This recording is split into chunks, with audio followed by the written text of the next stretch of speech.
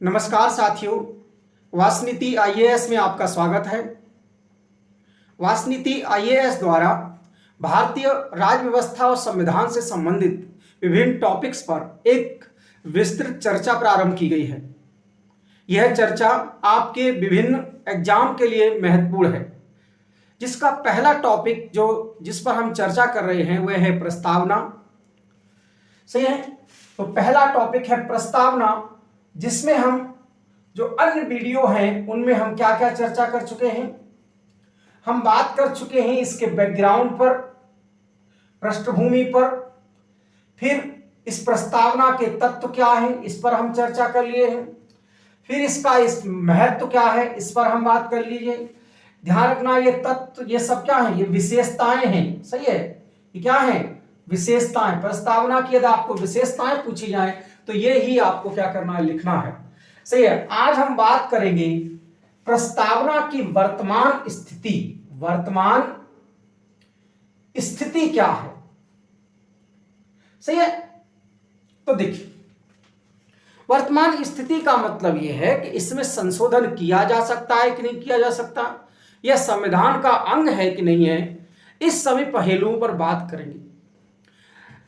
देखिए, जब संविधान बन गया और लागू हो गया तो प्रारंभिक 10 वर्षों तक कोई भी ज्यादा विवाद इस प्रस्तावना के संदर्भ में नहीं हुआ।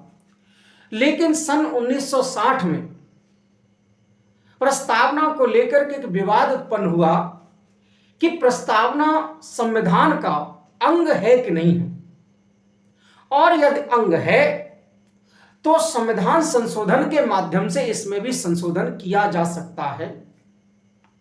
सही है, तो यह मामला गया सुप्रीम कोर्ट में। मामला था बेरूबारी। सही है, बेरूबारी केस में सुप्रीम कोर्ट में यह मैटर गया। सही है, तो इनरी एक व्यक्ति थे, इनरी बेरूबारी केस कहां गया, सुप्रीम कोर्ट में सन 1960 में। तो सुप्रीम कोर्ट ने प्रस्तावना के संदर्भ में यह कहा कि प्रस्तावना जो है संविधान का एक प्रेरणा स्रोत है। क्या है, संविधान का एक प्रेरणा स्रोत है। क्या है, एक प्रेरणा स्रोत है। सही है, लेकिन यह संविधान का भाग नहीं है। क्या नहीं है, संविधान का ये मेन भाग नहीं है। संविधान का क्या नहीं है, संविधान का यह भाग नहीं है। संविधान का भाग नहीं है, और जब यह संविधान का भाग नहीं है तो संविधान संशोधन की जो प्रक्रिया बताई गई है संविधान में, अनुच्छेद 368 में, उसके तहत इसमें भी संशोधन नहीं किया जा सकता। जब भाग ही नहीं है, जब संविधान का यह भाग ही नहीं है, तो ऐसी कंडीशन में इसमें संशोधन भी नहीं हो सकता और इसका कोई फर्क भी नहीं पड़ता। संविधान पर ज्यादा कोई क्या नहीं पड़ता, कोई फर्क भी नहीं पड़ता है। सही है, सिर्फ ये प्रेरणा स्रोत के रूप में मौजूद है संविधान में, बस इतनी बात किसने कही, पहलुआ। दूसरी बात इन्होंने ये कही कि संविधान के जो शब्द हैं, संविधान की प्रस्तावना में जो शब्द हैं, उन शब्दों का कहीं पर भी संविधान में एक्सप्लेनेशन नहीं किया गया है, वर्णन नहीं किया गया है। तो ऐसी कंडीशन में संविधान की प्रस्तावना में दिए गए शब्द संदिग्ध हैं। क्या हैं, दिए गए शब्द क्या हैं, संदिग्ध हैं। संदिग्ध हैं, इनकी भाषा क्या है, भाषा जो है वह क्या है, संदिग्ध है। समझ में आया, क्या है, भाषा इनकी संदिग्ध है। क्यों, क्योंकि इनका कहीं पर भी एक्सप्लेनेशन नहीं किया गया। लेकिन संविधान के उद्देश्यों को समझने में यह सहायक है। लेकिन इसी केस में यह कहा गया कि ये जो प्रस्तावना है, प्रस्तावना जो है संविधान के उद्देश्यों को समझने का एक माध्यम है, सही है। और दूसरी बात, संविधान निर्माताओं के विचारों को जानने का एक माध्यम भी है। जानने का क्या है? माध्यम है कि संविधान निर्माता आखिर क्या चाहते थे, संविधान का उद्देश्य क्या है, यह पता लगाना है तो प्रस्तावना में आप पढ़ लीजिए। प्रस्तावना की जो शब्द हैं उनसे पता चल जाएगा कि संविधान आखिर चाहता क्या है, सही है। इसीलिए सुप्रीम कोर्ट ने भी कहा कि है संविधान निर्माताओं के विचारों को जानने की क्या है, एक कुंजी है। क्या है? विचारों को जानने की क्या है, एक कुंजी है। यह मामला सन 1960 में बेरूवारी केस में आया।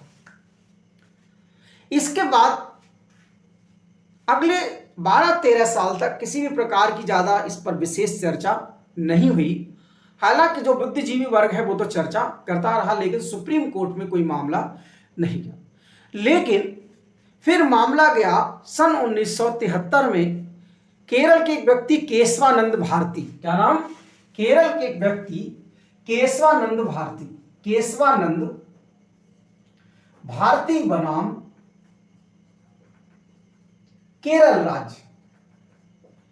इस मामले में सुप्रीम कोर्ट ने फिर इस पर विचार किया, संविधान की प्रस्तावना पर, और केशवानंद भारती ने जो ये बेरूवारी केस था, ये जो विचार थे, विचारों को क्या कर दिया? पलट दिया। क्या कर दिया? पलट दिया। और केशवानंद भारती बनाम केरल राज्य के मामले में सुप्रीम कोर्ट ने कहा, क्या कहा? सुप्रीम कोर्ट ने कहा कि प्रस्तावना जो है संविधान का एक अभिन्न अंग है। क्या है? संविधान का प्रस्तावना जो है, सही है, प्रस्तावना जो है यह संविधान का अंग है। क्या है? संविधान का अंग है।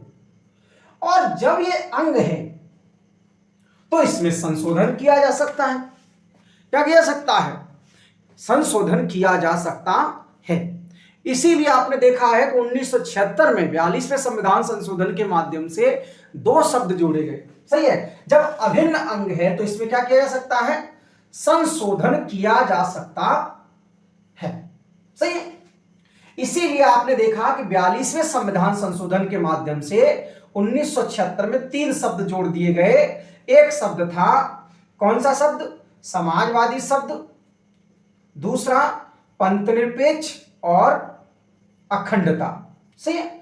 ये शब्द जोड़ दिए गए, सही है। सुप्रीम कोर्ट ने क्या कहा कि प्रस्तावना जो है संविधान का एक अभिन्न अंग है, और जब प्रस्तावना संविधान का एक अभिन्न अंग है तो संविधान संशोधन की प्रक्रिया के माध्यम से हटाया क्या किया जा सकता है? प्रस्तावना में भी संशोधन किया जा सकता है। बात समझ में आ गई?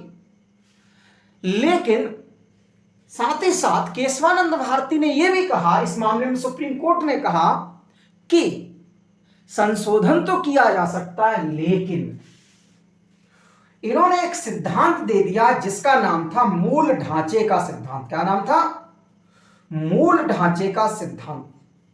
बेसिक स्ट्रक्चर का कॉन्सेप्ट दी, थ्योरी दी, जिसमें सुप्रीम कोर्ट ने यह कहा कि संविधान के किसी भी पार्ट में कहीं पर भी आप संशोधन कर सकते हैं, लेकिन संविधान की कुछ ऐसी विशेषताएं हैं जो कि संविधान के लिए बहुत ही बेसिक हैं, जिनमें किसी भी प्रकार का संशोधन नहीं किया जाना चाहिए।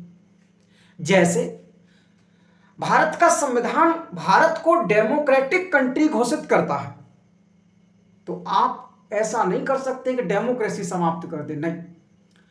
भारत का संविधान भारत को गणराज्य घोषित करता है, आप इसमें संशोधन नहीं कर सकते। भारत का संविधान भारत में पार्लियामेंट्री सिस्टम की बात करता है, तो आप इसमें किसी भी प्रकार का संशोधन नहीं कर सकते, सही है। इसी तरीके से संघात्मक व्यवस्था, तो केशवानंद भारती बनाम केरल राज्य के मामले में सुप्रीम कोर्ट ने एक बेहतरीन निर्णय दिया कि संविधान के किसी भी भाग में आप संशोधन कर लीजिए, लेकिन संविधान का मूल जो ढांचा है, जैसे शरीर में आप सब संशोधन कर दीजिए, कोई दिक्कत नहीं। आप मोटे हैं तो पतले हो जाइए, पतले हैं तो मोटे हो जाइए, लेकिन आप ये कहें कि नहीं हम टांग काट के सर पर लगाएंगे, ये सही नहीं है। या एक हाथ काट करके आप पीछे लगाएंगे, ये आप नहीं कर सकते। क्यों? क्योंकि यदि आप ऐसा करते हैं तो ये पूरे स्ट्रक्चर को, शारीरिक संरचना को ही क्या कर देगा, बदल देगा। तो वर्तमान स्थिति क्या है? वर्तमान स्थिति यह है, कंक्लूजन, कि संविधान की प्रस्तावना में संशोधन किया जा सकता है, लेकिन मूल ढांचे में नहीं। अर्थात संविधान की प्रस्तावना की जो बेसिक विशेषताएं हैं उनमें संशोधन नहीं किया जा सकता। सही है। मुझे उम्मीद है आप एक प्रश्न हमें बताएं, कि एक प्रश्न लिख लीजिए कि संविधान की प्रस्तावना की वर्तमान में स्थिति स्पष्ट कीजिए। सही है। तो मुझे उम्मीद है कि आपको ये समझ में आ गया होगा। सही है। आशा करते हैं आप नोट्स बना रहे होंगे, अच्छे से पढ़ रहे होंगे। ये जो क्लासेस हैं इसमें हम बहुत ही डिटेल डिस्कशन कर रहे हैं, किसी भी टॉपिक पर शॉर्टकट में नहीं हम पढ़ा रहे हैं। तो प्रस्तावना की जो विशेषताएं हैं, जितनी भी जो टर्मोलॉजी जो पढ़ाई गई है वो सब विशेषताएं हैं।